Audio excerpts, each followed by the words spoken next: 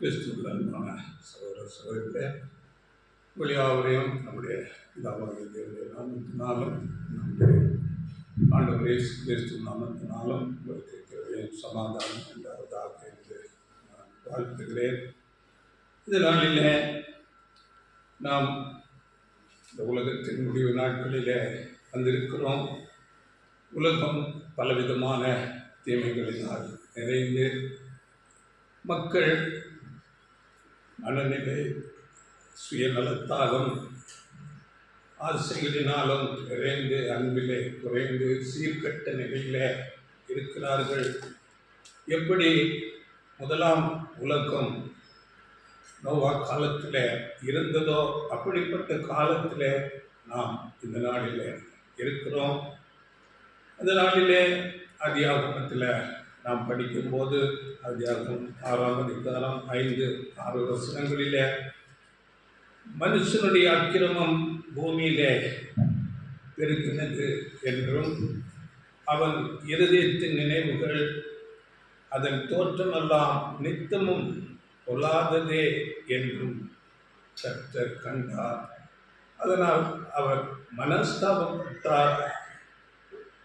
அவருடைய இருதயத்துக்கு விசனமாக இருந்தது என்று வேதம் சொல்லுகிறது. அப்படிப்பட்ட ஒரு சூழ்நிலையிலே இந்த நாளிலே நாம் இருக்கிறோம். அப்படி இருக்கும்போது இங்கே சங்கீதக்காரனாகிய தாவீது நமக்கு சொல்லும்போது சங்கீதம் 16ஆம் அதிகாரம் 8ஆம் வசனத்தில் படிங்கள். சங்கீதம் 16:8. கர்த்தரை எப்பொழுதும் எனக்கு முன்பாக வைத்திருக்கிறேன், அவர் என் வலது பாரசத்தில் இருக்கிறபடியால் நான் அசைக்கப்படுவதில்லை. இப்படிப்பட்ட பயங்கரமான சூழ்நிலைகளில் இருக்கும்போது இங்கே நமக்கு வேதவசனம் சொல்லுகிறது, கர்த்தரை எப்பொழுதும் எனக்கு முன்பாக வைத்திருக்கிறேன், அவர் என் வலது பாரிசத்தில் இருக்கிறபடியால் நான் அசைக்கப்படுவதில்லை. அதனால் நாம் எப்படி கர்த்தரை நமக்கு முன்பாக வைத்திருப்பது, நான் எப்படி அசைக்கப்படாமல் இருக்கலாம், இதை குறித்து இந்த நாளில் நாம் பார்க்க போகிறோம். இந்த வார்த்தை தாவீது ராஜா பரிசுத்த ஆவியினாலே இந்த வார்த்தைகளை பேசுகிறார். இந்த வார்த்தையின்படியே தாவீது ராஜா அவர் மரண பரியந்தம் அவர் அங்கே அசைக்கப்படாதபடி அவர் இருந்தார். ஒரு பூரண வயது சென்று அவர் மரித்தார். ஆனால் அவர் வாழ்க்கையை பார்க்கும்போது அவர் அங்கே சாமுவேல் தீர்க்கதரிசி மூலமாக அபிஷேகிக்கப்பட்ட பிறகு அநேக உபத்திரவங்கள் அவருக்கு வந்தது. அவர் ராஜாவாக மாறுவது வரையிலும் அநேக உபத்திரவங்கள் அவருக்கு வந்தது. ஆனாலும் அந்த உபத்திரவங்களில் தேவன் அவரோடு கூட இருந்து அவரை தப்புவித்தார். நாம் பார்க்கும்போது நாம் அறிந்திருக்கிறோம், அந்த தேசத்தின் ராஜா சவுல் தாவீதை பிடித்து கொன்றுவிட வேண்டும் என்று துரத்தி கொண்டே இருந்தார். ஒரு தேசத்தின் ராஜா படைகளோடு ஒரு மனிதனை துரத்துகிறார் என்றால் அது எவ்வளவு பயங்கரம். அப்படியாக துரத்தி கொண்டே இருந்தார். அப்படி அநேக சம்பவங்கள் சூழ்நிலைகள் அங்கே நாம் வேதத்திலே படிக்கிறோம். அப்படி நாம் பார்க்கும்போது ஒரு சம்பவத்தை குறித்து 1 சாமுவேல் 22ஆம் அதிகாரம் 9ஆம் வசனத்திலிருந்து நாம் படிக்கும்போது அங்கே ஒரு ஆசாரியன் இருக்கிறார். அவருடைய பெயர் அகிமெலேக். அவரிடத்திலே தாவீது அவருடைய ஆட்களும் அங்கே போய் அவரிடத்திலே சில உதவிகளை பெற்றுக்கொள்கிறார்கள். அந்த அகிமெலேக் என்ற ஆசாரியன் அவருக்கு சில உதவிகளை போஜனங்களை கொடுத்து அவரை வழி அனுப்பி வைக்கிறார். இந்த காரியம் இங்கே சவுல் ராஜாவுக்கு சொல்லப்படுகிறது. இப்படிப்பட்ட ஒரு சம்பவம் நடந்திருக்கிறது. நீங்கள் விரோதிக்கிற எதிரியான தாவீது இந்த அகிமலேக்கினிடத்திலே போனார், அங்கே அவர்களுக்கு போஜனம் கொடுத்திருக்கிறார் என்றெல்லாம் சொல்லப்பட்ட போது அந்த சவுல் ராஜா பாருங்கள் எவ்வளவு பயங்கரமான காரியங்களை அங்கே செய்கிறார் என்றால், அந்த அகிமலேக்கும் அவருடைய குடும்பத்தாரை அழைத்து, நீங்கள் இப்படி செய்தது என்ன? இந்த தாவீதை நான் தேடிக்கொண்டிருக்கிறேன், அவனை நீங்கள் என்னிடத்திலே பிடித்து கொடுக்காமல் நீங்கள் அவருக்கு உதவி செய்து அவரை தப்புவித்தது எதனால் என்று கேட்டு விசாரித்து, அந்த குடும்பத்தார் பாருங்கள் 85 பேரை, நீங்கள் அந்த வேத வசனத்தை படித்துக் கொள்ளுங்கள். 1 சாமுவேல் 22:9 வருகிறது. அந்த குடும்பத்தை சார்ந்த 85 பேரை ஆசாரிய வகுப்பு அவர்களை கொலை செய்து விடுகிறார். பாருங்கள் எவ்வளவு பயங்கரமான காரியங்கள். அது மாத்திரமல்ல, அவர்கள் குடியிருந்த அந்த பட்டணத்தில் உள்ள அநேக ஸ்திரீகள், பெண்கள், குழந்தைகள், ஆடு மாடு கழுதை எல்லாவற்றையும் வெட்டி அங்கே கொண்டு போகிறார். அவ்வளவு அங்கே தாவீதினிடத்திலே கோபமுடையவராக சவுல் இருக்கிறார். பாருங்கள், அவரை பிடித்து கொடுக்கவில்லை தாவீதை என்பதற்காக இப்படிப்பட்ட பயங்கரமான காரியங்களை அங்கே ராஜா சவுல் செய்கிறார். இப்படி தாவீது ஜீவன் தப்ப ஓடிக்கொண்டே இருக்கிறார். அப்படியே இன்னொரு சம்பவத்தில் கூட 1 சாமுவேல் 23:24 நாம் படிக்கும் போது, அங்கே சவுலும் அவருடைய மனுஷரும் தாவீதையும் அவர் மனுஷரையும் பிடிக்கத்தக்கதாக அவர்களை வளைந்து கொண்டார்கள். இங்கே தாவீதுக்கும் அவரோடு கூட இருந்த மக்களுக்கும் தப்பித்து போவதற்கு வழியே இல்லை. அப்படிப்பட்ட ஒரு சூழ்நிலை. அப்பொழுது அங்கே சவுல் ராஜாவினிடத்திலே ஒரு மனுஷன் வந்து, இதோ தேசத்திலே பெலிஸ்தியர்கள் படையெடுத்து வந்து விட்டார்கள், அவர்களை நாம் மேற்கொள்ள வேண்டும், உடனடியாக வாருங்கள் என்று சொல்லி அங்கே அந்த தாவீதை விட்டுவிட்டு அவர்கள் போய்விடுகிறார்கள். இப்படி அநேக சூழ்நிலைகளிலே தாவீது அங்கே தப்புவிக்கப்படுகிறார். வேதவசனம் சொல்லுகிறது 2 சாமுவேல் 8:6 அப்படியே 2 சாமுவேல் 8:14 நாம் படிக்கும்போது, தாவீது போன இடத்திலெல்லாம் கர்த்தர் அவனை காப்பாற்றினார் என்று வேதவசனம் சொல்லுகிறது. அதனால கர்த்தர் தாவீதோடு இருந்தார். எப்படிப்பட்ட ஒரு சூழ்நிலை வந்தாலும் அந்த இடத்திலிருந்து கர்த்தர் தாவீதை பாதுகாத்தார். அதனால தாவீது சொல்லுகிற இந்த வார்த்தை எவ்வளவு உண்மையாக இருந்தது பாருங்கள். கர்த்தர் எப்பொழுதும் எனக்கு முன்பாக நான் வைத்திருக்கிறேன், அவரின் வலது பாரிசத்தில் இருக்கிறபடியால் நான் அசைக்கப்படுவதில்லை என்று இந்த வார்த்தை எவ்வளவு அது உண்மையாக இருந்தது. அவர் அசைக்கப்படாதபடி எல்லா சத்துருக்களுக்கும் விலக்கி அவரை பாதுகாத்தார். அவர் ராஜாவாக அவர் இருந்து பூரண வயது சென்று அவர் மரித்தார். இப்படி தாவீது அந்த தீங்கு பொல்லாப்புகளுக்கெல்லாம் விலக்கி பாதுகாக்கப்பட்டு பூரண வயசு வரையிலும் வருவதற்கு காரணம், கர்த்தரை எனக்கு முன்பாக நான் வைத்திருக்கிறேன், அவரின் வலது பாரிசத்தில் இருக்கிறபடியால் நான் அசைக்கப்படுவதில்லை, இந்த காரணமாக இருக்கிறது. இப்பொழுது அவர் வலது பாரிசத்தில் கர்த்தர் இருந்தார் என்பதனுடைய பொருள் என்ன என்பதை குறித்து நாம் பார்க்கும்போது, வலது பாரிசத்திலே தாவீதோடு கர்த்தர் இருந்தார் என்று சொல்லுகிறார். அதாவது இதனுடைய பொருள், நம்முடைய வாழ்க்கையில சர்வ வல்லமையுள்ள தேவனாகிய கர்த்தர் எப்போதும்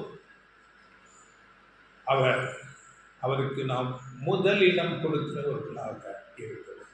நம்முடைய வாழ்க்கையில எல்லா காரியங்களிலும் முதலிடம் சர்வ வல்லமையுள்ள தேவனுக்கும் ஆண்டவர் இயேசு கிறிஸ்துவுக்கும் நாம் கொடுக்க வேண்டும். எல்லாவற்றை பார்க்கிறோம். இந்த பூமியில் உள்ள எந்த காரியமாக இருந்தால் அவைகள் எல்லாவற்றை பார்க்கிறோம். நம்முடைய தேவனுக்கும் ஆண்டவர் இயேசு கிறிஸ்துவுக்கும் அதிக முக்கியத்துவம் கொடுக்க வேண்டும். அதுதான் அவரை நாம் வலது பாரிசத்திலே வைத்திருப்பது என்பது பொருளாக இருக்கிறது. இதை குறித்து இந்த முதலிடம் கொடுப்பது என்று அங்கே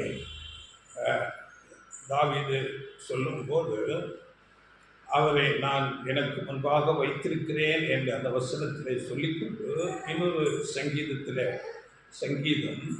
18ஆம் சங்கீதம் 22 நாம் படிக்கும்போது அங்கே என்ன சொல்லுகிறார் பாருங்கள். அவருடைய நியாயங்களை எல்லாம் எனக்கு முன்பாக நிறுத்தினேன், அவருடைய பிரமாணங்களை நான் தள்ளி போடவில்லை. அவர் முன்பாக நான் மன உண்மையா இருந்து என் துர்குணத்துக்கு என்னை விலக்கி காத்துக் கொண்டேன். அப்போ அங்கே சொல்லுகிறார், கர்த்தரை நான் எப்பொழுது எனக்கு முன்பாக வைத்திருக்கிறேன். இங்கே இந்த வசனம் சொல்லுகிறது, சங்கீதம் 18:22 அவருடைய நியாயங்களை எல்லாம் எனக்கு முன்பாக நிறுத்தினேன். அப்படி என்றால் கர்த்தரை நமக்கு முன்பாக வைத்திருப்பது என்பது அவருடைய நீதி நியாயங்களை எல்லாம் நாம் கை கொண்டு அவருக்கு பிரியமாக ஜீவிப்பது. எல்லா காரியங்களிலும் நாம் உலகில் செய்கிற வேலையாக இருந்தாலும் எல்லா காரியத்திலும் நாம் நீதியாக உண்மையாக இருப்பதைத்தான் அவரை எனக்கு முன்பாக நான் நிறுத்தி இருக்கிறேன் என்று பொருளாக இருக்கிறது. இந்த வசனம் சங்கீதம் 18:22 அவருடைய நியாயங்களை எல்லாம் எனக்கு முன்பாக நிறுத்தினேன்.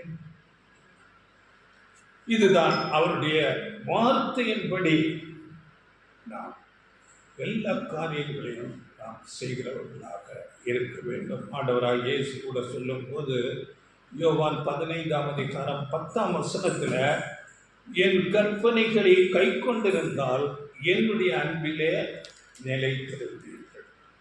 ஆண்டவர் இயேசு கூட அதை தான் சொல்லுகிறார். என்னுடைய கற்பனைகளை நீங்கள் கை கொண்டால் என்னுடைய அன்பிலே நிலைத்திருப்பீர்கள். அப்படியே 14ஆம் வசனத்தில் எடுத்தீங்களா, 15-14, நான் உங்களுக்கு கற்பிக்கிற யாவையும் நீங்கள் செய்வீர்களானால் என் சிநேகிதராய் இருப்பீர்கள். பார்த்தீங்களா, நான் உங்களுக்கு கற்பிக்கிற யாவையும், தேவனுடைய நீதி நியாயம் பிரமாணங்களை யாவையும் நாம் கை கொண்டால் செய்வீர்களானால் நீங்கள் என் சிநேகிதராக இருப்பீர்கள். அந்த பேசுகிற வார்த்தையை சொல்லியிருக்கார். பார்த்தீங்களா, அப்போது கர்த்தரை எனக்கு முன்பாக நான் வைத்திருக்கிறேன் என்றால் அவருடைய நீதி நியாயங்களின்படி நாம் வாழ்வதை அடையாளப்படுத்துகிறது. நாம் எந்த காரியத்தை செய்தாலும் அது தேவனுக்கு பிரியமானதாக நீதி நியாயத்திலே நாம் நடக்கிறவர்களாக இருக்க வேண்டும். நான் எப்பொழுதும் கர்த்தரை எனக்கு முன்பாக வைத்திருக்கிறேன், அப்பொழுது நான் அசைக்கப்படுவதில்லை. ஆண்டவர் இயேசு கிறிஸ்து அப்படியே செய்தார். ஆண்டவர் இயேசு கிறிஸ்துவுக்கு தலை யாரு?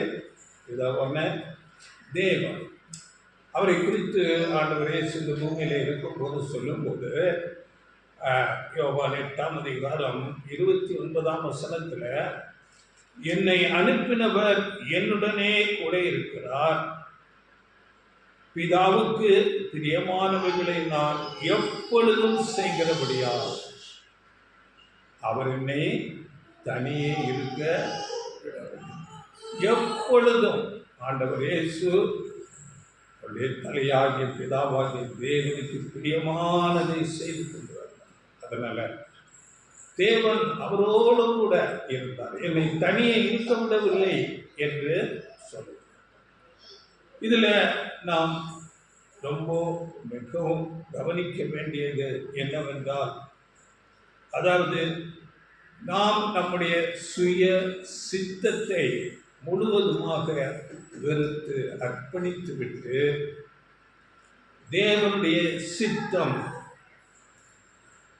நம்முடைய சித்தமாக நம்முடைய விருப்பமாக இருக்கிறது. ஆண்டவர் இயேசு கிறிஸ்து அதைத்தான் செய்தார். நான் என் சித்தத்தின்படி அல்ல, என்னை அனுப்பினவரின் சித்தத்தின்படி செய்யவே நான் இந்த உலகத்துக்கு வந்தேன். அப்படி நமக்கு முன்மாதிரியே நம்முடைய ஆண்டவர் இயேசு கிறிஸ்து. அதனால ஆண்டவர் இயேசு கிறிஸ்து சொல்லும் போது கூட, ஒருவன் என்னை பின்பற்றி வர விரும்பினால் அது என்ன தகுதி என்று பார்க்கும்போது, அவன் தன்னைத்தான் வெறுத்து தன் சிலுவை எடுத்துக்கொண்டு என்னை பின்பற்றி வரக்கூடும். அதனால் நம்முடைய சுய விருப்பத்தை, நம்முடைய சுயத்தை வெறுத்து நம்முடைய தலையாகி ஆண்டவர் இயேசு கிறிஸ்துவின் சித்தம் செய்கிறவர்களாக இருக்க வேண்டும். இதை குறித்து அநேக வசனங்கள் மத்தேயுவில் சொல்லுகிறார், மார்க், லூக்கு எல்லாவற்றிலும் இந்த வசனங்கள் அநேக இடங்களிலே சொல்லப்படுகிறது. ஒரே ஒரு வசனம் படியுங்கள். மத்தேயு 16:24. அப்பொழுது இயேசு தம்முடைய சீஷர்களை நோக்கி, ஒருவன் என்னை பின்பற்றி வர விரும்பினால் அவன் தன்னைத்தான் வெறுத்து தன் சிலுவையை எடுத்துக்கொண்டு என்னை பின்பற்ற கடவன். ஒருவன் என்னை பின்பற்றி வர விரும்பினார், கட்டாயம் இல்லை. இதே வசனம் லூக் 9:23, மார்க் 8:34, மத்தேயு 10:37, 38, 39 இந்த வசனங்களிலெல்லாம் அநேக இடங்களிலே இதை குறித்து பேசுகிறேன். இந்த உலகத்தில் பெரிய தலைவர்கள் அநேகர் இருந்தார்கள், அவர்களை பின்பற்றலாம். ஆனால் ஆண்டவர் இயேசு கிறிஸ்துவை பின்பற்றுவது அவ்வளவு கடினமானது. ஏனென்றால் ஒவ்வொரு மனுஷனுக்கும் ஒரு சுய விருப்பம், ஒரு சுய ஆசை, இவைகள் இருக்கும். சுய நோக்கம் அவர்களுக்கு என்று இருக்கும். அந்த நோக்கத்தை வெறுத்து தேவனுடைய விருப்பம் என்ன, தேவனுடைய சித்தம் என்ன, நம்முடைய ஆண்டவர் இயேசு கிறிஸ்துவின் விருப்பம் என்ன, அவருடைய சித்தம் என்ன என்று அதன்படி நாம் ஜீவிக்க வேண்டும். நம்முடைய சுயத்தை வெறுப்பது மிக மிக கடினமான ஒரு காரியம். நம்முடைய விருப்பத்தின்படி நாம் வாழக்கூடாது. நம்முடைய தலையாகிய ஆண்டவர் இயேசு கிறிஸ்து நமக்கு எதை போதித்திருக்கிறாரோ, பிதாவின் சித்தம் எதுவோ அதையே நாம் செய்கிறவர்களாக இருக்க வேண்டும். சில வேளை ஒரு நல்ல காரியமாக கூட இருக்கலாம். நாம் ஞானஸ்நானம் மூலம் நாம் தேவனுக்கு அர்ப்பணித்திருக்கலாம், ஊழியம் செய்கிறேன் என்று சொல்லுகிறவர்களாக கூட இருக்கலாம். ஆனால் பெரும்பாலானவர்கள் தங்கள் சுய சித்தத்தை விட்டு கொடுத்திருக்க, தங்கள் சுய விருப்பத்தின்படியே வாழ்ந்து கொண்டு தேவனையும் ஆராதிக்கிறவர்களாக, ஊழியம் செய்கிறவர்களாக இருப்பார்கள். ஆனால் தேவன் சொல்லும்போது முழுமையாக நம்முடைய சுயத்தை நாம் வெறுத்து தேவ சித்தம் செய்கிறவர்களாக இருக்க வேண்டும் என்று எழுதுகிறார். அநேக நேரங்களில் நாம் தேவனுடைய சித்தம் செய்ய வேண்டும் என்று நமக்கு விருப்பம் இருக்கும். அந்த விருப்பம் ஒரு உறுதியான விருப்பமாக, நோக்கமாக இருக்க வேண்டும். அப்போதான் நாம் அந்த காரியத்தை செய்ய முடியும். நான் உமக்காக ஜீவிப்பேன், உடைய சித்தமே விருப்பமாக இருக்கும் என்ற ஒரு உறுதியான நோக்கம் நமக்கு இருக்க வேண்டும். இங்கே நமக்கு முன்மாதிரியான ஆண்டவர் இயேசு கிறிஸ்துவை குறித்து நாம் படிக்கும் போது அவர் எப்படிப்பட்ட உறுதி உடையவராக இருந்தார் என்று யோவான் 4ஆம் அதிகாரத்தில் நாம் அங்கே தெரிந்து கொள்ள முடியும். ஆண்டவர் அநேக இடங்களிலே பேசுகிறார். என் சித்தத்தின்படி அல்ல, என்னை அனுப்பின பிதாவின் சித்தத்தின்படி செய்யவே நான் வானத்திலிருந்து இறங்கி வந்தேன் என்று சொல்கிறார். இங்கே ஆண்டவர் இயேசு பசியோடு இருக்கிறார். சீசர்கள் ஆகாரம் கொண்டு தூரத்திலிருந்து வந்து அவரிடத்தில் வருகிறார்கள். அப்பொழுது யோவான் 4ஆம் அதிகாரத்தில் சீசர்கள் சொல்கிறார்கள், ரவி நீங்கள் சாப்பிடுங்க, போஜனம் பண்ணுங்க என்று சொல்லும் போது 32ஆம் வசனத்தில் அங்கே என்ன சொல்லுகிறார் படிங்கள். அதற்கு அவர், நான் புசிப்பதற்கு நீங்கள் அறியாத ஒரு போஜனம் எனக்கு உண்டு என்றார். நான் புசிப்பதற்கு நீங்கள் அறியாத ஒரு போஜனம் உண்டு. இப்போ சீசர்களுக்கு அதை குறித்து ஒன்றுமே புரியவில்லை. ஆண்டவர் என்ன சொல்லுகிறார் என்று நாம் பார்க்கும்போது 34ஆம் வசனத்தில் அதை குறித்து பேசுகிறார் படியுங்கள். இயேசு அவர்களை நோக்கி, நான் என்னை அனுப்பினவருடைய சித்தத்தின்படி செய்து அவருடைய கிரியையை முடிப்பதே என்னுடைய போஷணமாய் இருக்கிறது. என்னை அனுப்பினவருடைய சித்தத்தின்படி செய்து அவருடைய கிரியை முடிப்பதே என்னுடைய போஷணம். எவ்வளவுப்பட்ட ஒரு உறுதி! ஆகாரத்தை விட பிதாவின் சித்தம் செய்வதே என்னுடைய நோக்கமாக இருக்கிறது என்று சொல்லுகிறார். இன்னொரு மொழிபெயர்ப்பில் அதை சொல்லும் போது, என்னை அனுப்பினவரின் திருவுளத்தை நிறைவேற்றுவதும் அவர் கொடுத்த வேலையை செய்து முடிப்பதுமே என் உணவு.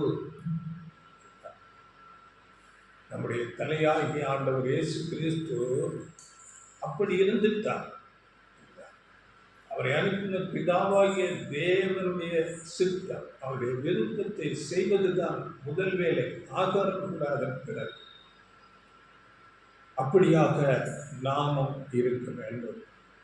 இன்னும் அந்த பிதாவின் சித்தம் நான் சிலுவையிலே மரிக்கிறதாக இருந்தால் அது கூட அவருடைய சித்தத்தின்படி ஆகட்டும் என்று சொல்லுகிறார். சிலுவை, பாடு, மரணம், அது எதுவாக இருந்தாலும் பிதாவின் சித்தம் செய்வதே என்னுடைய முழு விருப்பம், முழு நோக்கம் என்று சொல்லுகிறார். இப்பொழுது நம்மை ஒரு கூட்டம் வந்து பிடித்து கொண்டு, நீ இயேசு நாமத்தை மறுதலித்தால் உன்னை விட்டு விடுகிறேன், இல்லாவிட்டால் கொன்று விடுவேன் என்று சொன்னால் நாம் எப்படிப்பட்ட ஒரு உறுதியில் இருப்போம்? இல்லை, நாம் எதை செலக்ட் பண்ணுவோம்? நம்முடைய உயிர் மேல் உள்ள பயம், உறுதி இருக்க வேண்டும். நான் என் ஜீவனை கொடுக்கவும் நான் ஆயத்தமாயிருக்கிறேன் என்று அப்படிப்பட்ட ஒரு உறுதி, வைராக்கியம் தேவ சித்தத்தை செய்கிறதுல நமக்கு இருக்க வேண்டும்.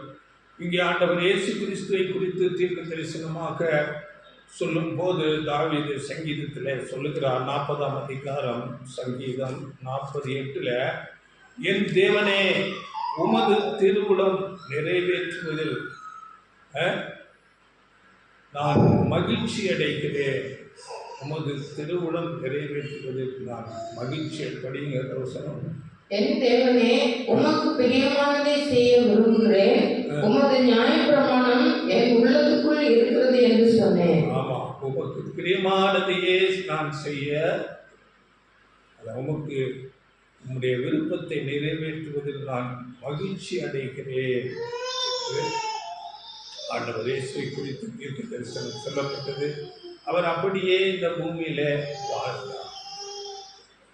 நம்முடைய தலையாகிய ஆண்டவர் இயேசு கிறிஸ்து எப்படி இந்த பூமியிலே வாழ்ந்துட்டாரோ அப்படித்தான் நாமும் வாழ வேண்டும் அவருடைய அடிச்சுவடுகளிலே.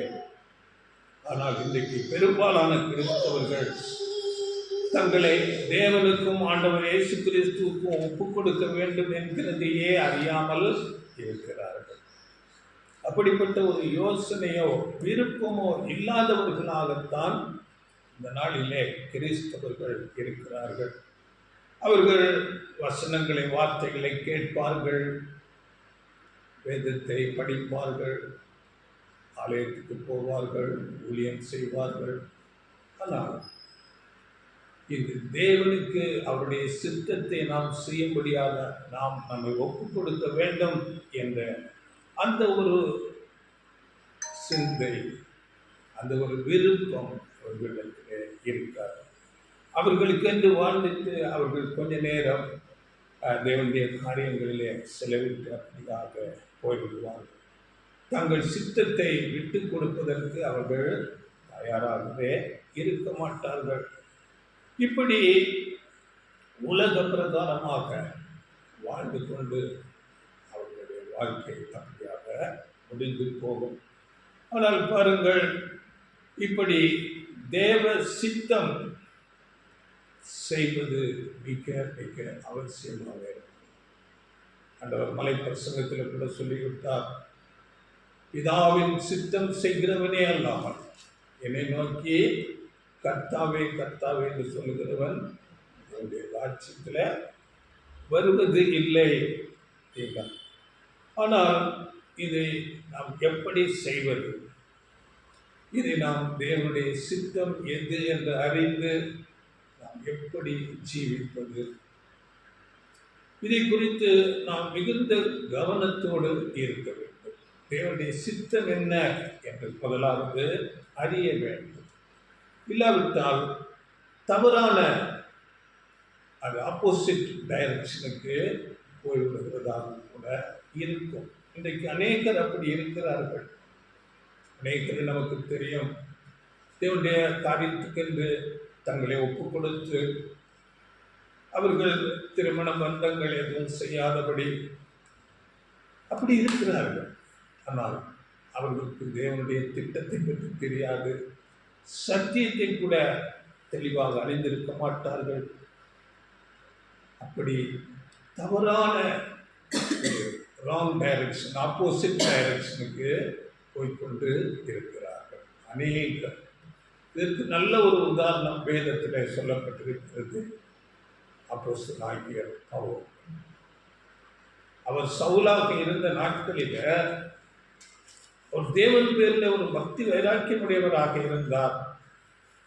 தான் தேவனுக்காக நிற்கிறேன், தேவனுக்காக ஊழியம் செய்கிறேன் என்று சொல்லிக்கொண்டு ஆண்டவர் இயேசு கிறிஸ்துவை பின்பற்றின, அவருக்கு அவருடைய நாமத்துக்காக நின்று அநேகரை பிடித்து துன்பப்படுத்தி இங்கே முதல் இரத்த சாட்சியாக இருந்த ஸ்தேவானை சிலுவையிலே அவர் கல்லறையில் கொல்லுவதற்கு அவர் உடன்பட்டிருந்தார். அநேகரை அப்படியாக சிறைச்சாலையில் பிடித்து அடைத்து கொண்டு துன்பப்படுத்தி கொண்டு இவையெல்லாம் தேவனுக்கு ஊழியம் செய்கிறேன் என்று அவர் செய்திருந்தார். ஏனென்றால் தேவன் பேரிலே பக்தி வைராக்கியமுடையவராக இருந்தார். ஆனால் ஆண்டவர் இயேசு கிறிஸ்து அவர் மேசியாவாக தேவனால் அனுப்பப்பட்டு வந்து அவர் அங்கே அநேக காரியங்களை செய்து தன்னை பலியாக ஒப்புக் கொடுத்து அவரை பின்பற்றுகிறவர்களை அவர் துன்பப்படுத்தி கொண்டே இருந்தார். ஏனென்றால் தேவனுடைய திட்டம் அறியாதவராக, தேவனுடைய சித்தம் என்ன என்று அறியாதவராக இருந்தார். தேவனுடைய சித்தம் ஆண்டவர் இயேசு கிறிஸ்து மேசியாவாக வந்து உலகத்தின் பாவத்தை எல்லாம் சுமந்து கொண்டு அவர் மரிக்க வேண்டும். ஆனால் இவர்கள் மேசியா வரவில்லை, வருவார் வருவார், அவர் ராஜாவாக வருவார் என்று எதிர்பார்த்து கொண்டு இருந்தார். ஆனால் இயேசு சாதாரணமாக ஏழையாக சாதாரண மனிதர் போல வந்து இங்கே அநேக பலத்த செய்கைகள் செய்கிறார், தன்னை தேவனுடைய குமாரன் என்று வெளிப்படுத்துகிறார் அநேக காரியங்கள் மூலமாக. ஆனால் அவர்களால் அறிந்து கொள்ள முடியவில்லை. அவர் ராஜாவாக வர வேண்டும், மேசியா என்பதை அவர்கள் நினைத்து கொண்டு உண்மையான மேசியாவை அங்கே தள்ளி போட்டு அவரை பின்பற்றினவர்களை உபத்திரவப்படுத்திக் கொண்டு சிறைச்சாலையிலே போட்டுக்கொண்டு கொலை செய்து கொண்டு இருந்தார். ஆனால் தேவ சித்தம் செய்கிறேன் என்று தவறான ஆப்போசிட் டைரக்ஷனுக்கு போய்கொண்டு இருந்தார். ஒரு முறை அவர்கள் அங்கே ஆண்டவர் இயேசு கிறிஸ்து வெளிப்பட்டு, சவுலே சவுலே, நான் படிக்கிறேன்க்கா, அப்போஸ்தலர் 9ஆம் அதிகாரத்தில் வருது, 9 தானே, நீ துன்பப்படுத்துகிறது கிறிஸ்து நானே, முள்ளில் உதைக்கிறது உனக்கு கடினமாம் என்று அங்கே ஆண்டவர் இயேசு கிறிஸ்து அவரை வெளிப்படுத்தும் போது சவுல் உணர்ந்து கொண்டு அங்கே முற்றிலுமாக தன்னை ஆண்டவர் இயேசுவுக்கு ஒப்பு கொடுத்தார். இதை குறித்து அவர் சொல்லும் போது 1 கொரிந்தியர் 15ஆம் அதிகாரம் 9ஆம் வசனத்தில் அவர் சபையை துன்பப்படுத்தினேன் என்று சொல்லி தன்னை தாழ்த்துகிறார். அங்கே படிங்கள், 1 கொரிந்தியர் 15:9. நான் அப்போஸ்தலர் எல்லாரிலும் சிறியவனாய் இருக்கிறேன், தேவனுடைய சபையை துன்பப்படுத்தினதினாலே நான் அப்போஸ்தலன் என்று பெயர் பெறுவதற்கும் பாத்திரன் அல்ல. அப்படி சபையை துன்பப்படுத்தி அதனால் அவர் தன்னை தாழ்த்துகிறார்.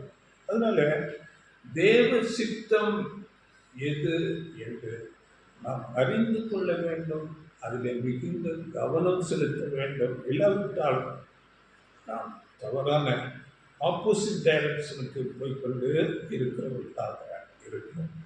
இன்றைக்கு அப்படித்தான் அநேக கிறிஸ்தவ அமைப்புகள், அநேக, நாங்கள் மிகப்பெரிய ஊழியங்களை செய்கிறோம், எல்லாரையும் நாங்கள் கிறிஸ்தவர்களாக்கி விடுகிறோம், இந்த தேசத்திலே பெரிய எழுப்புதல் வர வேண்டும், இந்த தேசம் முழுவதும் ஆண்டவர் இயேசுவை ஏற்றுக்கொள்ள வேண்டும் என்று பெரிய கூட்டங்களை ஏற்படுத்துகிறார்கள். அதிக ஜெபம், முழு இரவு ஜெபம் என்றெல்லாம் கூட்டிக் கொண்டு அநேக காரியங்களை செய்து கொண்டு, ஆனால் தேவனுடைய சித்தம் என்ன என்று அறியாமல் இருக்கிறார்கள். இப்பொழுது இந்த சுவிசேஷ யுகத்தில் எல்லாரையும் கிறிஸ்தவர்கள் ஆக்குவது தேவனுடைய சித்தம் அல்ல. ஒரு சிறு மந்தை சபை வகுப்பாரை தேர்வு செய்வதுதான் இந்த சுவிசேஷ யுகத்தின் ஒரு தேவ திட்டமாக இருக்கிறது. ஆண்டவர் இயேசு கிறிஸ்துவை போல அவருடைய அடிச்சுவடுகளிலே நடந்து வருகிற ஒரு சிறு மந்தையை தேர்வு செய்து கொண்டு இருக்கிறது. எல்லாரையும் இப்பொழுது கிறிஸ்தவர் ஆக்க வேண்டும் என்பது தேவ சித்தம் அல்ல. தேவ சித்தத்தை அறியாமல் எல்லாரையும் கிறிஸ்தவர் ஆக்கிவிட வேண்டும் என்று பல முயற்சிகள் செய்கிறார். அது எப்பொழுது நடக்கும் என்று பார்க்கும்போது தேவனுடைய ராஜ்யம் லிட்ரலாக எழுத்தின்படியே இந்த பூமியில ஸ்தாபிக்கப்படும்.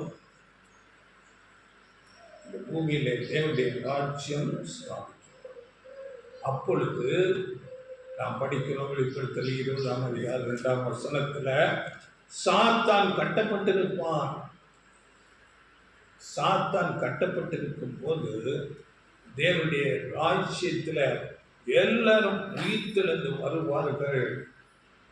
இப்பொழுது சாத்தான், நாம் வசனம் படிக்கிறேன் 4:4 நினைக்கிறேன், இப்பிரபஞ்சத்தின் தேவன் மனக்கண்களை குருடாக்கி வைத்திருக்கிறான். அநேக ஜனங்களுக்கு இன்றைக்கு சத்தியம் சொன்னாலும் அவர்கள் கண்கள் குருடாக இருக்கிறது, வார்த்தைகளை கேட்க மாட்டார்கள், காது செவிடாக இருக்கிறது, அவர்கள் கண்கள் காணாது, உணர்ந்து கொள்ள மாட்டார்கள்.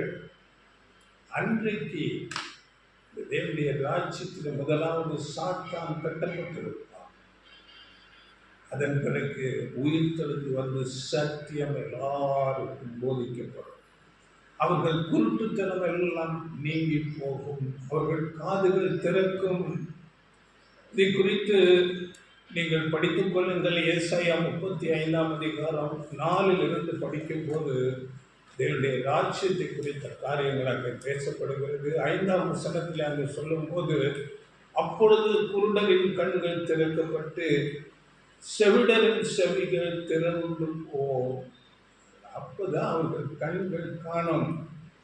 ஆண்டவர் இயேசு கிறிஸ்து அவருடைய சொல்லிட்ட வசனங்கள், வார்த்தைகள் எல்லாம் அப்பொழுதுதான் அவர்கள் காதுகள் கேட்கும்.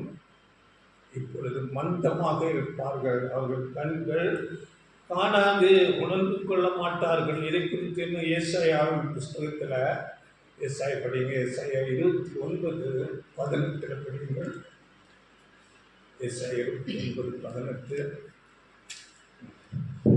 அக்காலத்திலே செவிடர் புஸ்தகத்தின் வசனங்களை கேட்பார்கள், குருடரின் கண்களில் இருளுக்கும் அந்தகாரத்துக்கும் நீங்களாகி பார்வையடையும். அக்காலத்திலே செவிடர் புஸ்தகத்தின் வசனங்களை கேட்பார்கள். குருடர் கேட்பார்கள். செவிடர் கேட்பார்கள். செவிடர் புஸ்தகத்தின் வசனங்களை கேட்பார்கள், குருடரின் கண்களில் இருளுக்கும் அந்தகாரத்துக்கும் நீங்களாகி பார்வையடையும். இன்னைக்குதான் வார்த்தைகள், சுவிசேஷம், சத்தியம் சொல்ல போனா கேட்கும், கண்கள். இன்னைக்கு எவ்வளவு சொன்னாலும் யாருக்கும் காது மூடப்பட்டிருக்குது, கண்ணு குருடாக்கப்பட்டிருக்குது, அறியாமையில் இருக்கிறாங்க. அநேக பிரச்சனைகள் இந்த நாட்களில் வருது. பல தெய்வங்களை பற்றி பேசி அநேக சர்ச்சையான கருத்துக்கள் வருகிறது. எல்லாம் பலவிதமான சிந்தனைகள் இல்லை. குருடாக்கப்பட்ட நிலையில் உண்மை தேவனை அறிந்து கொள்ள முடியாது. கண்கள் குருடாக்கப்பட்டது. அப்படியே சங்கீதங்களின் புஸ்தகத்தில் 72ஆம் சங்கீதம் 7-9 நம்ம படிக்கும்போது அங்கே அநேக காரியங்கள் சொல்லப்பட்டிருக்கிறது. அவருடைய நாட்களில் நீதிமான் செழிப்பான், சந்திரன் உள்ள வரைக்கும் மிகுந்த சமாதானம் இருக்கும். ஒரு சமுத்திரம் தொடங்கி மறு சமுத்திரம் வரைக்கும், நதி தொடங்கி பூமியின் எல்லைகள் வரைக்கும் அவர் அரசாளுவார். வனாந்தரத்தார் அவருக்கு முன்பாக குனிந்து வணங்குவார்கள், அவருடைய சத்துருக்கள் மண்ணை நக்குவார்கள். அன்னைக்கு நீதிமான் செழிப்பான், இன்னைக்கு நீதிமான் நசுக்கப்படுகிறான். நீதியா வாழணும்னாலே ஒத்துரும், கஷ்டம் வரும். பெண்மார்க்கன் செழிப்பான். அன்னைக்கு அப்படி இல்லை. நீதிமான் செழிப்பான், மிகுந்த சமாதானம் இருக்கும். பூமியின் எல்லைகள் வரை ஒரு அரசாளுவா. ஒரு சமுத்திரம் தொடங்கி மறு சமுத்திரம் முழுவதும் தேவனுடைய ராஜ்யம் பரிசுத்தவான்கள் மூலமாக ஆளுகை செய்யப்படும். எல்லாரும் சத்தியத்தை கேட்டு உணர்ந்து கொண்டு நீதியில் நடப்பார்கள்.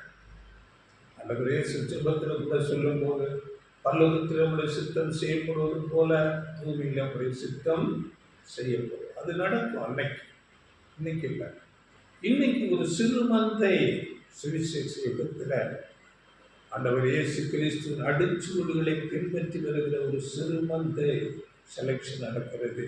இப்படி தேவனுடைய திட்டமும் தெரியாது, சத்தியத்தை அறியாதவர்களாக இருந்து கொண்டு எல்லாரையும் நாங்கள் கிறிஸ்தவர்களாக்க போகிறோம் என்று எல்லா கிளைக்கு அநேக கிறிஸ்தவ அமைப்புகள், அநேக மெச்சாரிட்டியான பலவிதமான அமைப்புகள் இருக்குது இல்லையா, அவர்கள் தங்கள் விருப்பம் போல அநேக காரியங்களை செய்து கொண்டு இருக்கிறார்கள்.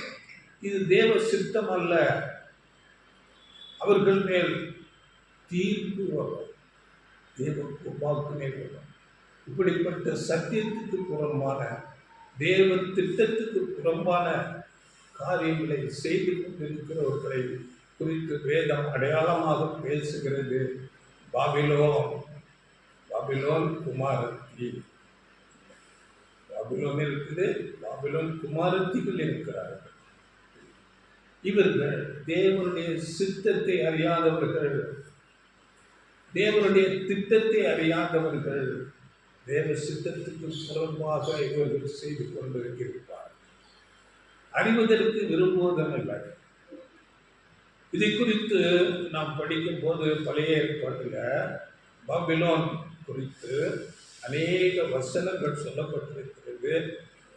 பாபிலோன் அது அழிவுக்கு வைக்கப்பட்டிருக்கிறது. எரேமியா புஸ்தகத்தில் ஒரு வசனம் மாத்திரம் படிங்கள். எரேமியா 51ஆம் அதிகாரம் 6ஆம் வசனம்.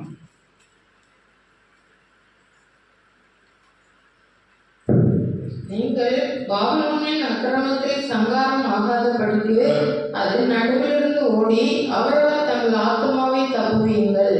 இது கர்த்தர் அவரிடத்தில் பழிவாங்குகிற காலமாயிருக்கிறது. அவர் அதற்கு பதில் செலுத்துவார். பழிவாங்குகிற காலம் பாபிலோன். இது அங்கே பழைய ஏற்பாட்டிலே லிட்ரலான பாபிலோன் என்ற ஒரு தேசத்தை குறித்து பேசப்படுகிறது. இன்னும் 9ஆம் வசனத்தில் பாபிலோனை குணமாக்கும்படி பார்த்தோம், அது குணமாகவில்லை. அதை விட்டு விடுங்கள், நாம் அவரவர் நம்முடைய தேசங்களுக்கு போக கடவோம். அது நாக்கினை வானம் மட்டும் ஏறி ஆகாய மண்டலங்கள் பரியந்தம் எட்டினது.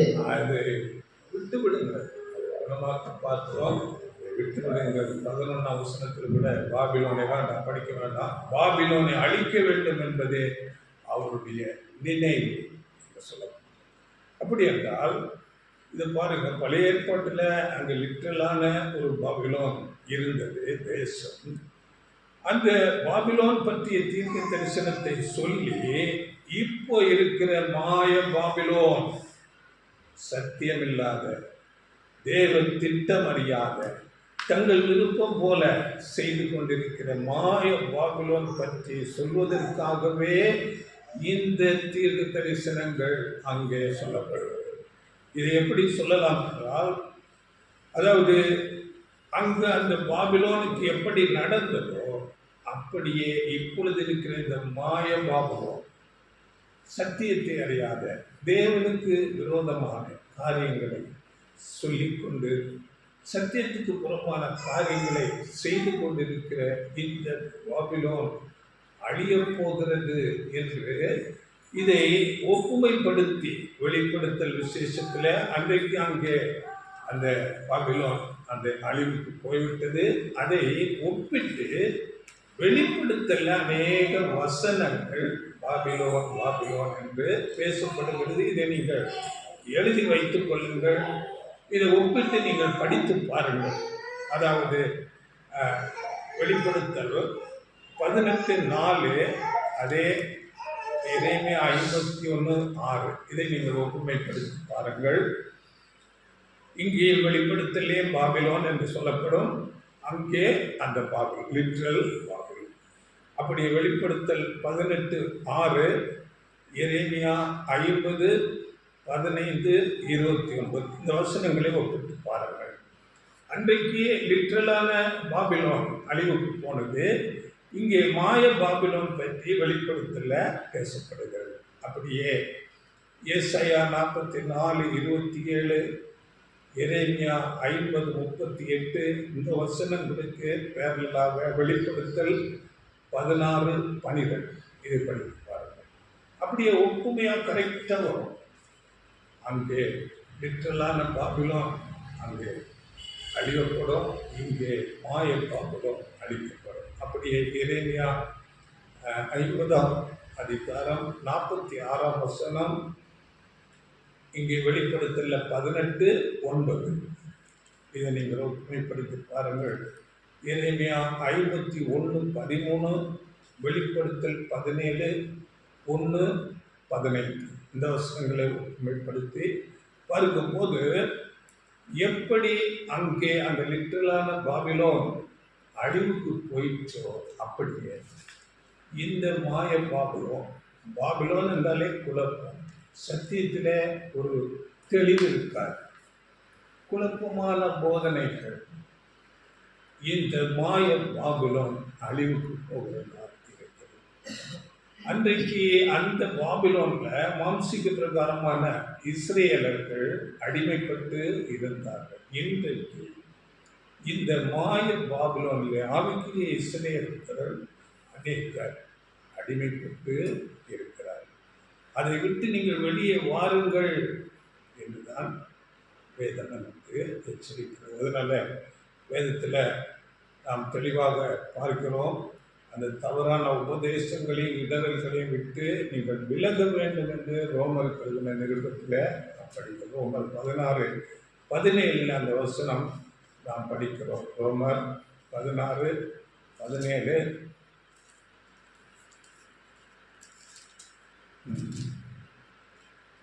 அன்றியும் சகோதரரே, நீங்கள் கற்றுக்கொண்ட உபதேசத்திற்கு விரோதமாய் பிரிவினைகளையும் இடரல்களையும் உண்டாக்குகிறவர்களை குறித்து எச்சரிக்கையாய் இருந்து அவர்களை விட்டு விலக வேண்டும் என்று உங்களுக்கு புத்தி சொல்கிறேன். சத்தியத்துக்கு புறம்பான காரியங்களை பேசிக்கொண்டு செய்து கொண்டிருக்கிறவர்களை விட்டு விலக வேண்டும். இன்றைக்கு நமக்கு தெரியும், ரோமன் கத்தோலிக்க சபையில் மாஸ் என்று ஒன்று செய்வார்கள். அதை குறித்து உங்களுக்கு தெரியுமா? மாஸ், அதாவது அவர்கள் அந்த அப்பத்தை எடுத்து விற்கும்போது அது ஆண்டவர் இயேசு கிறிஸ்துவின் சரீரமாக மாறுகிறது. அப்படி அந்த திராட்சரசத்தை எடுத்து கொடுக்கும்போது அவருடைய ஒரிஜினல் ரத்தமாக மாறும் என்று ஒரு கான்செப்ட். அதாவது அவங்களுடைய காரியம் என்னவென்றால், நீங்கள் செய்த எல்லா பாவங்களும் ஆண்டவர் இயேசு கிறிஸ்து முதலாவது மரிக்கும் போது மன்னிக்கப்பட்டது. அதன் பிறகு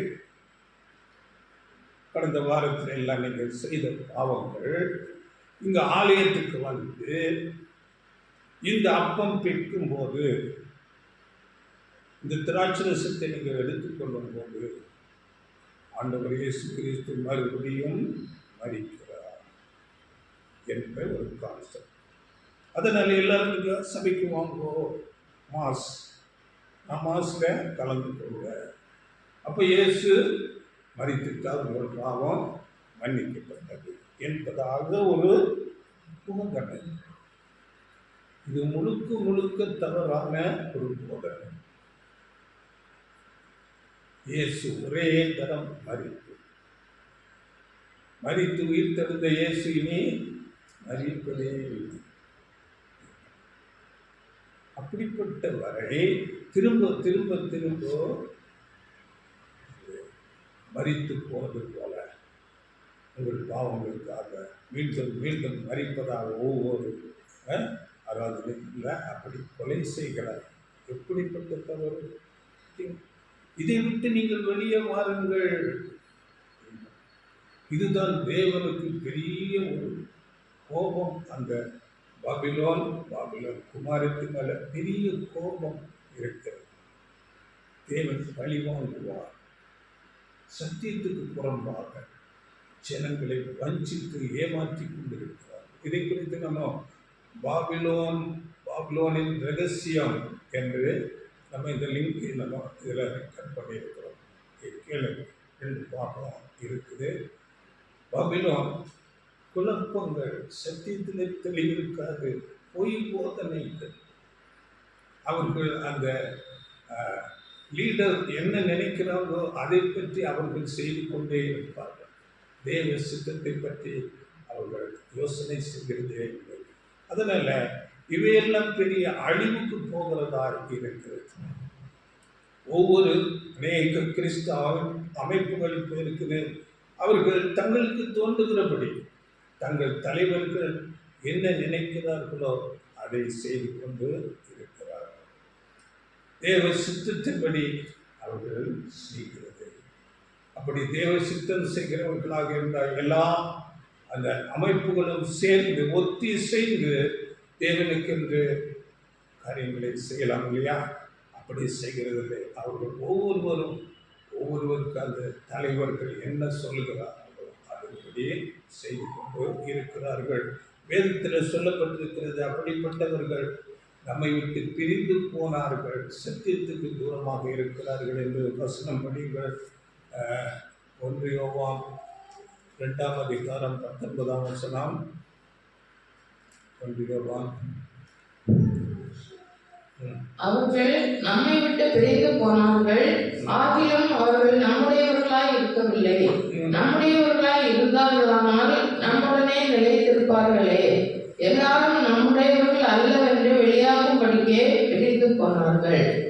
நம்முடையவர்கள் அல்ல, தேவனுக்குரியவர்கள் அல்ல, சத்தியத்துக்குரியவர்கள் அல்ல. அவர்கள் பிரிந்து போய் அவர்கள் தலைவர்கள் என்ன சொல்லுகிறார்களோ அப்படி வாழ்ந்து கொண்டிருக்கிறார். அப்படி இன்னொரு வசனம் கூட உங்களுக்கு திரும்பிய 11ஆம் அதிகாரம் 18-19 வசனங்கள். உங்களுக்கு திரும்பிய 11:18-19. முதலாவது, நீங்கள் சபையிலே கூடி வந்திருக்கும் போது உங்களில் பிரிவினைகள் உண்டென்று கேள்விப்படுகிறேன். அதில் சிலவற்றை நம்புகிறேன். உங்களில் உத்தமர்கள் இன்னாரென்று வெளியாகும்படிக்கு மார்க்க பேதங்களும் உங்களுக்குள்ளே உண்டாயிருக்க வேண்டியதே. அவர்கள் உங்களுக்குள் தகுதி உள்ளவர் யார் என்று வெளியாகும்படிக்கு பிரிவினைகள். இதுதான் சபை என்ற அநேக பிரிவுகள், அநேக அமைப்புகள். தகுதியுள்ளவர் யார் என்று அறியும்படியாக அவர்கள் சத்தியத்தினிடத்துக்கு சத்தியத்தில் விருப்பம் உள்ளவர்கள் ஓடி வந்து விடுவார்கள், அசத்தியத்தை விட்டு தூரமாவார்கள்.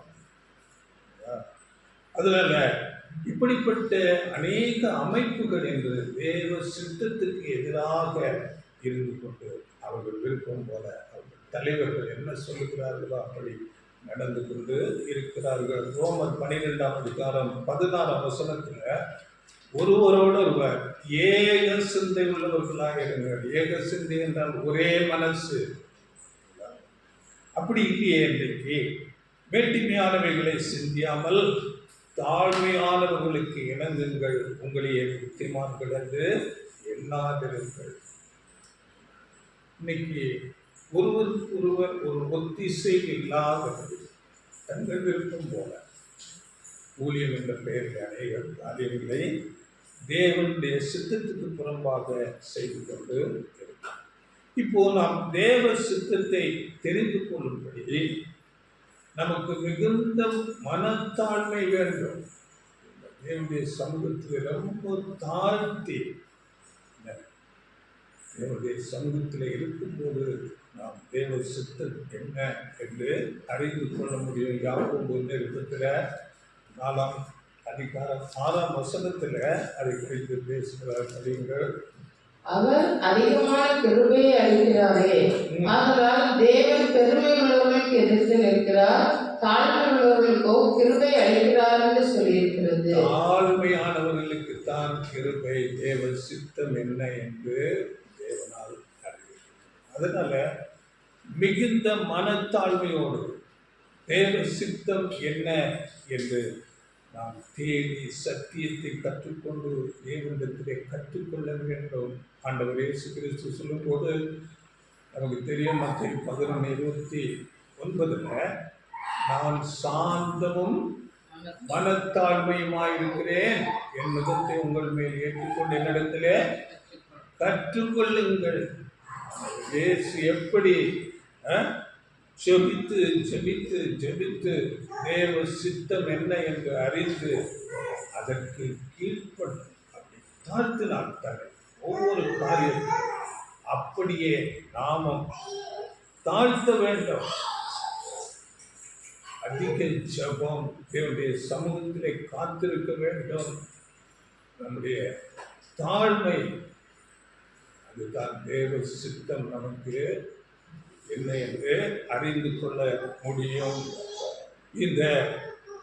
அதாவது இன்றைக்கு நம்ம பார்க்கும்போது உலகத்தில் அநேக தீமையான காரியங்கள், அநீதிகள், அக்கிரமங்கள், யுத்தங்கள், என சுயநலமான காரியங்கள் எல்லாம் அநேக காரியங்கள் நடந்து கொண்டிருக்கிறது. எல்லாவற்றுக்கும் காரணம் என்ன என்று பார்க்கும்போது வேதம் சொல்லுவது சாத்தான், லூசிபர், இப்பிரபஞ்சத்தின் அவனை குறித்து சொல்லும்போது அவனுக்கு இருந்தது அந்த மன மேட்டிமை.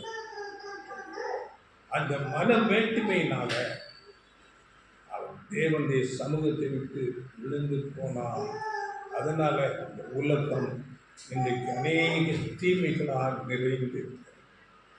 சாத்தான் குறித்து சொல்லும்போது அநேக வசனங்கள் இருக்கிறது, இதை நீங்கள் படித்துக் கொள்ளுங்கள். எசேக்கியேல் 28ஆம் அதிகாரம் 14-15 அவன் சிருஷ்டிப்பில் நல்லவனாக படைக்கப்பட்டான். அவனை காப்பாற்றுகிறதற்காக படைக்கப்பட்ட கேரும் என்று அங்கே சொல்லப்பட்டிருக்கிறது. உன் வழிகளில் நீ குறையற்றிருந்தாய் என்று அந்த வசனம் சொல்லுகிறது. ஆனால் 17ஆம் வசனத்தில் எடுத்தீங்களா? படிங்க அந்த வசனம்.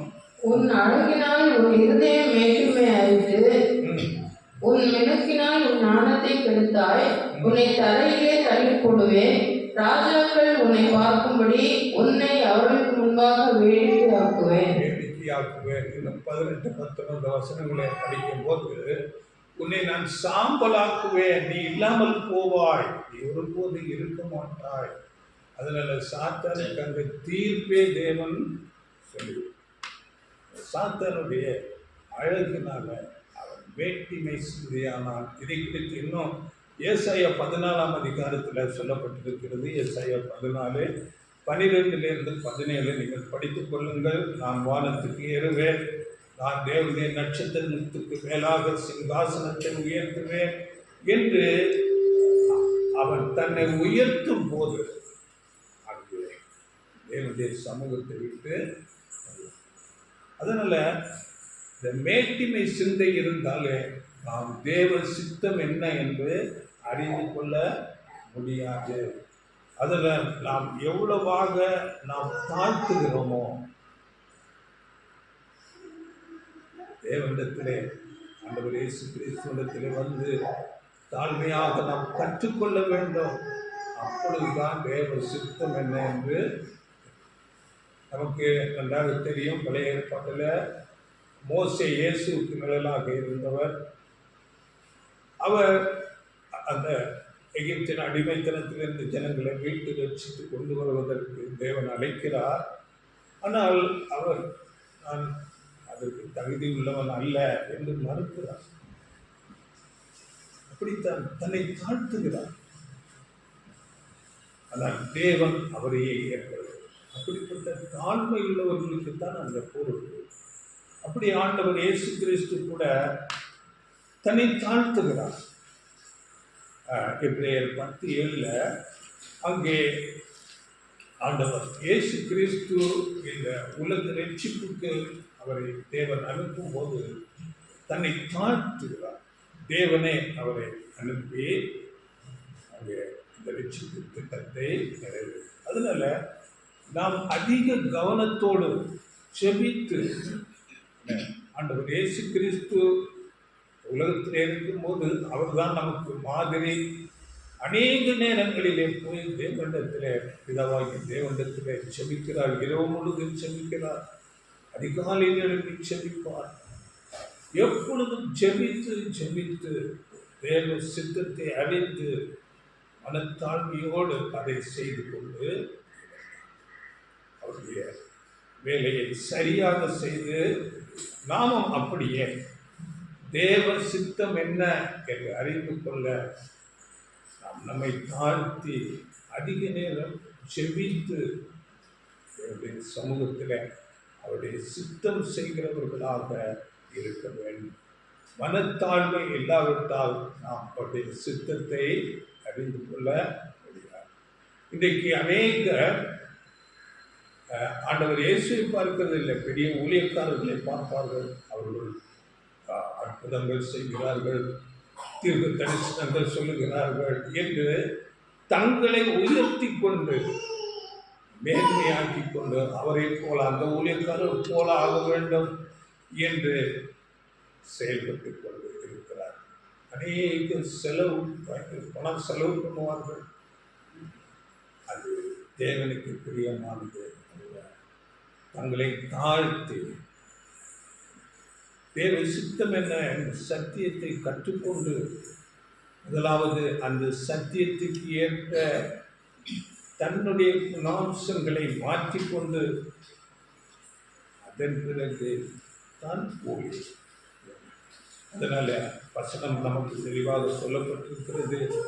அதாவது கொலோசியர் 3ஆம் அதிகாரம் 12ஆம் வசனத்தில் நாம் நம்மை முதலாவது தாழ்த்தி தேவ சாயல் ஒப்பாக அவருடைய கிறிஸ்துவின் சாயல் அவருடைய குணாம்சத்துக்கு ஒப்பாக வந்து அதன் பிறகு தான் ஊழியம் செய்ய வேண்டும். படிக்கிற 3:12 கொலோசியர்.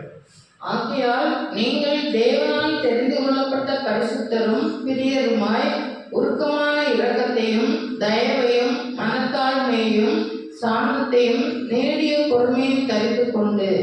பார்த்தீங்களா இந்த குணங்கள்?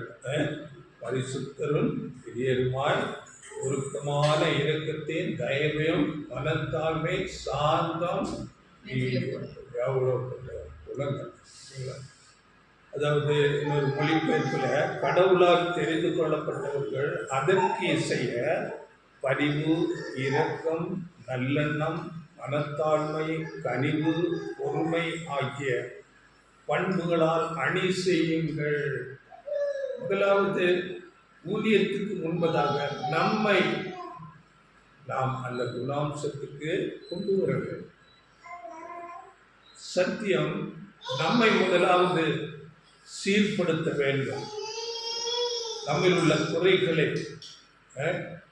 அசுத்தங்களை நாம் சீர்படுத்தி நாம் முதலாவது கிறிஸ்துவின் சாயலுக்காக வந்து அதன் பிறகுதான் ஊழியம். அதாவது வேதம் நமக்கு சொல்லப்பட்டிருக்குது. யாக்கோபு நிருபத்தில் பரிசுத்த வேதம் கண்ணாடி கூப்பிட்டு பேசப்படுது. இந்த கண்ணாடி நம்ம எதற்கு பார்க்கிறோம்? நம்முடைய முகத்தில் அழுக்கு இருக்கா, என்ன தெளிவாக இருக்குதா என்று பார்த்து நம்மை சுத்தப்படும். அப்படியே வேதம் கண்ணாடிக்குப்பாக ஒப்பிட்டு பேசும். நம்மில் இருக்கிற வேதத்தை படித்து உணர்ந்து கொண்டு நம்மில் இருக்கிற கிட்ட சிந்தனைகள், அசுத்தமான காரியங்களை எல்லாம் நாம் புறம்பாக்கி தள்ளிக்கொண்டு அதன் பிறகு தான் தேவனுடைய ஊழியத்தை செய்கிறவர்களாக இருக்க வேண்டும். அதாவது 1 தெசலோனிக்கேயர் 4:3 நீங்கள் பரிசுத்தம் உள்ளவர்களாக வேண்டும் என்பதே தேவனுடைய சித்தமாயிருக்கிறது. முதலாவது நம்மை நாம் பரிசுத்தமாக்கி கொள்ள வேண்டும். ஊழியம் செய்கிறேன் என்று நாம் அங்கே பெரிய காரியங்களை அப்படியல்ல. முதலாவது ஊழியமே நமக்கு தான்.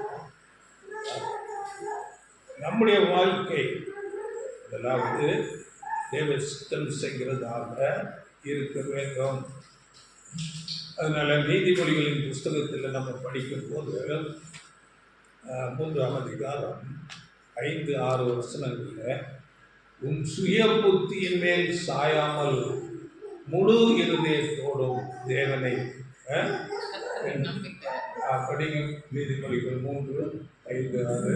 உன் சுய புத்தியின் மேல் சாயாமல் உன் முழு இருதயத்தோடும் கர்த்தரில் நம்பிக்கையாயிருந்து உன் வழிகளிலெல்லாம் அவரை நினைத்துக்கொள்.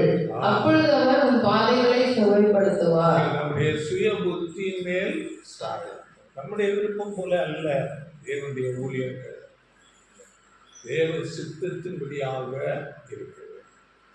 அதனால நம்மை நாம் முதலாவது தாழ்த்தி நம்மை பரிசுத்தப்படுத்தி உன் வழிகளிலெல்லாம் அவரை நினைத்துக்கொள்ள. நம்முடைய வாழ்க்கை முழுவதிலும் வாழ்க்கை எப்படி முதலாவது இருக்குது, அதன் பிறகுதான் ஊழியங்கள்.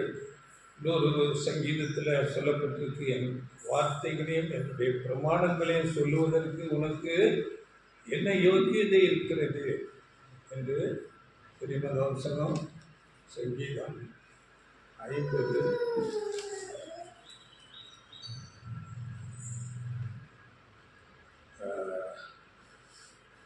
தேவன் துன்மார்க்கனை நோக்கி, நீ என் பிரமாணங்களை எடுத்துரைக்கவும் என் உடன்படிக்கையை உன் வாயினால் சொல்லவும் உனக்கு என்ன நியாயம் உண்டு என்று கேட்கிறார். இல்லை, சங்கீதம் 50:16. அதனால நான் துன்மார்க்கமாக ஜீவித்து கொண்டு தேவனுக்கு ஊழியம் செய்கிறேன் என்று சொன்னால் அது தேவ சித்தமாகாது, அது ஊழியமும் ஆகாது. அதனால் அந்த ஊழியம் தேவனால் ஏற்றுக்கொள்ளப்படாது. அப்படியே நாம் எவ்வளவு பெரிய ஊழியங்கள் செய்கிறேன் என்று செய்தாலும் அது தேவனால் அங்கீகரிக்கப்படாது. 1 கொரிந்தியர் 13ஆம் அதிகாரம் 2-3 வசனங்கள் படிங்க. 1 கொரிந்தியர் 13:2. நான் தீர்க்கதரிசன வரத்தை உடையவனாய் இருந்து சகல ரகசியங்களையும் சகல அறிவையும் அறிந்தாலும் மலைகளை பெருக்கத்தக்கதாக சகல விசுவாசம் உள்ளவனாய் இருந்தாலும் அன்பு எனக்கு இராவிட்டால் நான் ஒன்றுமில்லை. எனக்கு உண்டான யாவற்றையும் நான் அன்னதானம் பண்ணினாலும் என் சரீரத்தை சுட்டரிக்கப்படுவதற்கு கொடுத்தாலும் அன்பு எனக்கு இராவிட்டால் எனக்கு பிரயோஜனம் ஒன்றுமில்லை.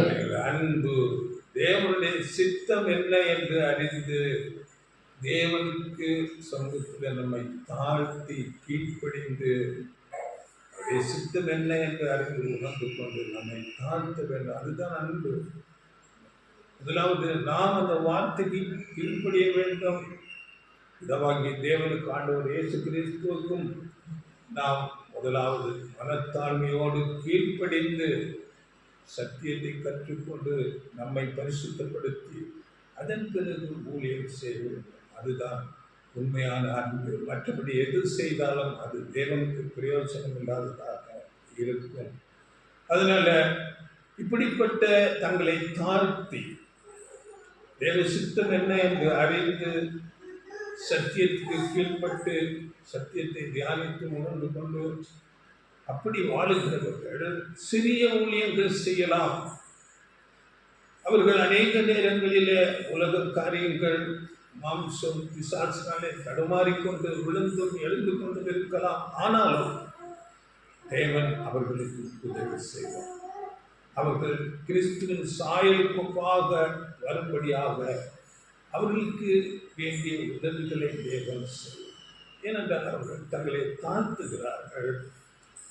தேவ சித்தம் என்ன என்று அறிந்து வேதத்தை அதிகமாக தியானித்து சத்தியத்திலே நடக்க வேண்டும் என்று தங்களை ஒப்புக் கொடுப்பார்கள். அப்படிப்பட்டவர்களை தேவன் நடத்துவார். அவர்களை கண்காணித்து அவர்களுக்கு போதிப்பார்.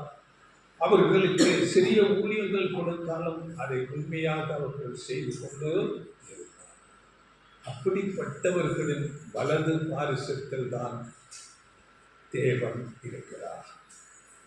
தாவீது சொன்னார் இல்லையா, அவர்கள் வலது பாரிசத்தில் இருக்கிறபடியால் நான் அசைக்கப்படுவேன். அவர்கள் அப்படிப்பட்டவர்கள் தங்களை தாழ்த்துகிறவர்கள், சத்தியத்துக்கு கீழ்ப்பட்டு தங்களை பரிசுத்தப்படுத்தி கொண்டு தேவ சித்தம் என்னதென்று அறிந்து உணர்ந்து அதற்காக ஜீவிக்கிறவர்கள் எப்படிப்பட்ட சூழ்நிலை வந்தாலும் அவர்கள் அங்கே சோர்ந்து போக மாட்டார்கள். தேவன் அவர்களுக்கு உதவி செய்து அவர்களை உற்சாகப்படுத்துவார். சங்கீதங்களின் புஸ்தகத்தில் படிங்கள் 66:8-9.